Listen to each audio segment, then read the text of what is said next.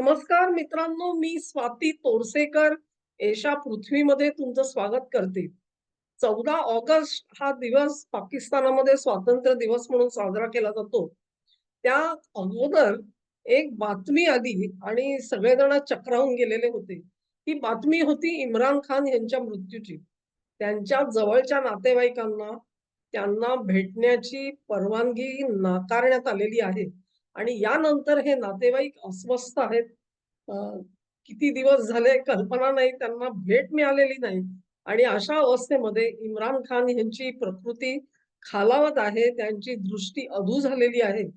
अशाही बातम्या येत होत्या आणि त्यामध्येच एक भर पडली ती अशी, की कदाचित इम्रान खान यांचा कोठडीमध्ये मृत्यू झालेला आहे. अशी भीती काही जण व्यक्त करू लागली. खास करून एक पाकिस्तानचे काही महत्वाचे पत्रकार आहेत. त्याच्यामध्ये वजाहत सईद खान यांचं नाव खूप वरच्या लेव्हलला घेतलं जातं. त्यांनी ही शंका व्यक्त केलेली होती, की कदाचित अड्याळा तुरुंगाच्या कोठडीमध्ये इम्रान खान मृत्यू पावलेले आहेत. यानंतर साहजिकच पाकिस्तानात खळबळ उडणं हे गृहीत धरायला पाहिजे.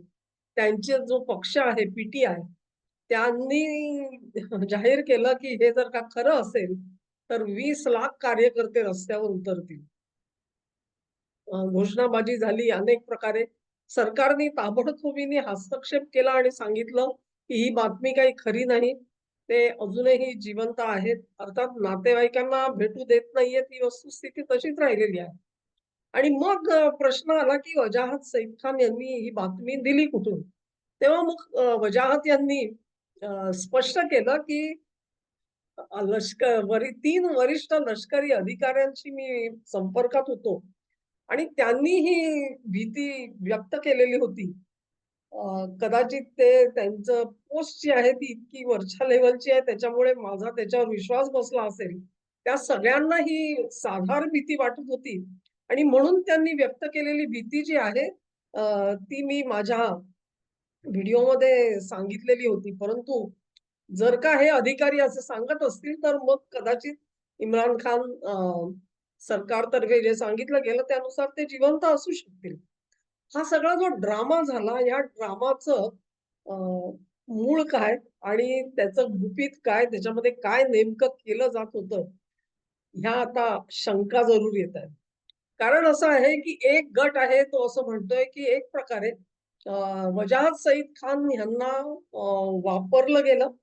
लष्कराचे 3 अधिकारी जे आहेत, त्यांनी त्यांच्याशी जी काही वार्तालाप केला असेल, त्याच्यामध्ये इम्रान खान यांचा कदाचित मृत्यू झाल्याचा त्यांच्या कानी जाईल अशी व्यवस्था केली गेली. वजाहत सईद खान यांनी त्यावर विश्वास ठेवून ती बातमी दिली सुद्धा. त्यानंतर प्रश्न हा येतो, की जर का अशा प्रकारे हे 3 वरिष्ठ अधिकाऱ्यांनी वजाहत सईद खान यांना वापरलं असेल या कामासाठी, तर त्याचा हेतू काय होता? हेतू अतिशय स्पष्ट आहे माझ्या मते आणि तो असा आहे, की अ, इम्रान खान यांचा खरोखरच कोठडीमध्ये मृत्यू झाला, अ, असं जर का भविष्यामध्ये कधी आपल्याला जाहीर करायचं असेल, तर लोकांच्या प्रतिक्रिया काय येतील ह्याचा सरकारला अंदाज नसावा. सरकारला अंदाज नाही, तसाच त्यांच्या लष्करालाही अंदाज नाहीये. इम्रान खान हे अत्यंत लोकप्रिय नेते आहेत, याबद्दल कोणाच्याही मनामध्ये शंका नाही. म्हणजे आत्ताचे जे कोणी राजकारणी आहेत, त्या सगळ्यांचं जर का फेअर निवडणुका झाल्या, भयमुक्त आणि फेअर जर का निवडणुका झाल्या, तर इम्रान खान निश्चित जिंकून येतील, याबद्दल कोणाच्या मनामध्ये शंका असायला नको. परंतु असं असून सुद्धा त्यांना सत्तेपासून वंचित ठेवलेलं नाहीये नुसतं, तर त्यांचा कोठडीमध्ये असा छळ झालेला आहे, की त्यातून त्यांचा मृत्यू ओढवला असावा, अशी जी एक साधारण भीती ही नुसत्या ह्या लष्करी अधिकाऱ्यांना नाही, तर सामान्य जनतेला सुद्धा आहे. त्यामुळे जनता रिएक्ट कशी होईल ह्याचा अंदाज घेण्यासाठी म्हणून ही बातमी सोडलेली असावी. ही पुढी सोडून चाचपणी केली गेली, की नेमकं काय-काय होऊ शकतं बाबा. लोकं ताबडतोबीने अर्ध्या तासात रस्त्यावर उतरतायत का? 1 तासात उतरतायत का? पाकिस्तानच्या वेगवेगळ्या शहरांकडून अ, राजधानीच्या शहराकडे लोकं निघाले का? ते कुठली वाहनं वापरतायत? कसे पोहोचताहेत?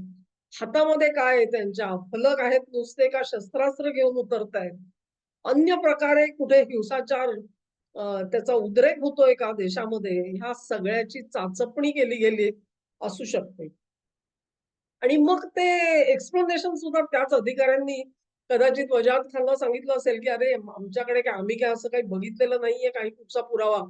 ही आमची एक मनातली शंका होती आणि ती आम्ही तुझ्या कानी घातली." आता ते झाल्यानंतर वजाहतनी सुद्धा आपलं स्पष्टीकरण दिलं आणि सगळ्या प्रकरणावरती एक प्रकारे पडदा टाकला.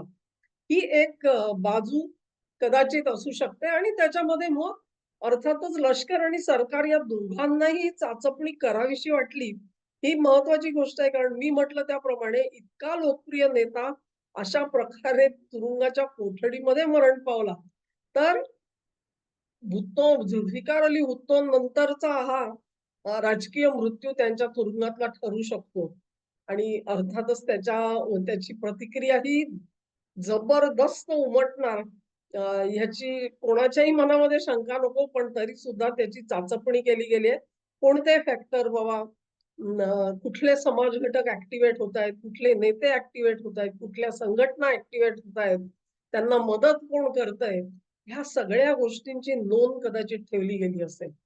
हा एक तर्क झाला आणि दुसरा तर्क असा आहे, की हे जे 3 लष्करी अधिकारी जे वजाहत खान यांनी सांगितले, त्यांनी स्वतःची स्वतंत्र चाचपणी केलेली असू शकते आणि त्याचं टायमिंग काय हा प्रश्न तुम्ही मला विचारला.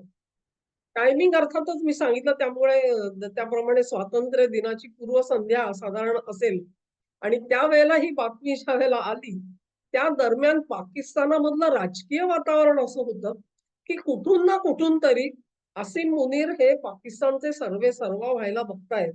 सत्तेची सगळी सूत्र हातात घ्यायची, घटना दुरुस्ती करून आणायची आणि घटनात्मकरित्या हुकुमशाही आपल्या हातामध्ये ठेवायची. हा जो त्यांचा प्लॅन तयार झालेला आहे, त्या प्लॅनमध्ये आपण म्हणतो तसा मिठाचा खडा टाकण्याचा हा प्रयत्न होता का? ही दुसरी शंका असू शकते. म्हणजेच, की तू असं समजू नकोस, की मी फार मोठ्या घटना दुरुस्त्या केल्या आणि हातामध्ये सत्ता मी सहजासहजी घेऊ शकतो. एक लक्षात ठेव, की जर का इम्रान खान त्या मृत्यूची बातमी बाहेर कळली, तर लोक चवताळतील आणि तुझं जे सत्तास्थान आहे, तुला जे मोठं अध्यक्ष बनायचंय किंवा पाकिस्तानचं सर्वेसर्वा बनायचंय, हे सगळे वेध तुझे उंफस होतील, उधळले जातील. ह्याचा इशारा ह्या 3 लष्करी अधिकाऱ्यांनी असीम मुनीरला दिलाय का? ही दुसरी शंका आहे. पहिली शंका आहे ती सरळसोट आहे मी म्हणेन त्याच्याबद्दल काही फारसं हे नाही. पण दुसरी शंका खरी असेल, तर मात्र पाकिस्तानची परिस्थिती जी आहे, ती अत्यंत नाजूक आणि बिकट आहे असं मी समजते. कारण अशा प्रकारे लष्करामध्ये जर का बेबनाव असेल आणि बेबनावासाठी एक फॅक्शन जो आहे, तो अशा प्रकारे जर का चाचपणी करत असेल, की ही बातमी बाहेर आली, तर सरकार कसं रिएक्ट करतं आणि सरकारपर्यंत मेसेज जातो का? हे जर का ताडलं जात असेल, तर मात्र असीम मुनीरचे जे काही बेत आहेत, देशाचं सर्वंकष सत्ता आपल्या हातात घेण्याचे, ते इतक्या सहजासहजी यशस्वी होणार नाहीत. त्याची चुणूक त्यांना कदाचित मिळाली असेल. अ, याही दिशेला त्यांनाही लक्षात आलं असेल, की आपल्याला काय-काय तयारी करावी लागेल मुनीरला थांबवायचं असेल तर. पाकिस्तानात एक गोष्ट लक्षात ठेवते, किती घटनेच्या शपथा त्यांनी घेतल्या तरी देखील सरते शेवटी अ, बळी तो कानपिळी ह्या न्यायानेच पाकिस्तान चालतो. त्यामुळे हे जे कोण 3 अधिकारी आहेत, त्या अधिकाऱ्यांची नेमकी कुठपर्यंत तयारी झाली आहे, ते बंडाच्या परिस्थितीत आहेत का? आणि बंड त्यांनी केलं तर आसिम मुनीरचं काय होणार? आसिम मुनीरचं काही होणार नाही. तो ते देश सोडून पळून जाईल. त्याच्या सगळ्या मुलाबाळांना अमेरिकेचं नागरिकत्व मिळालेलं आहे. याला सुद्धा मिळून जाईल. तोही तिकडे जाऊन पसार होईल. त्यामुळे व्यक्तिगतरित्या त्याला काही हानी पोहोचेल अशातला भाग नाहीये. पण त्याच्या हातात तर पाकिस्तानची सत्ता मात्र जाऊ शकते. आणि ही भीती मला जास्त खरी वाटते. चं कारण असं, की ज्या प्रकारे नेपाळमध्ये घटना घडतायत, बांगलादेशामध्ये रॉचे चीफ जातायत. श्रीलंकेचे मी काल काही उल्लेख केला 2 दिवसांपूर्वी. तसंच पाकिस्तानमध्ये असीम मुनीर सत्तेत राहिले नाही, तर अमेरिकेचे इमले जे आहेत, ते धडाधडा धडाधडा खाली कोसळू शकतं. म्हणून मला ही दुसरी शक्यता जास्त दाट वाटते. अर्थात इथून पुढच्या ज्या घटना घडतील त्याच्यावरती आपल्याला लक्ष ठेवावं लागेल आणि त्याचं विवेचन करावं लागेल. हा व्हिडिओ तुम्हाला आवडला असेल अशी आशा करते. तुम्हाला आवडला असेल तर ही लिंक शेअर करा, व्हिडिओला लाईक करा, चॅनेलला सबस्क्राईब करा आणि सहकार्य असंच चालू ठेवा. नमस्कार.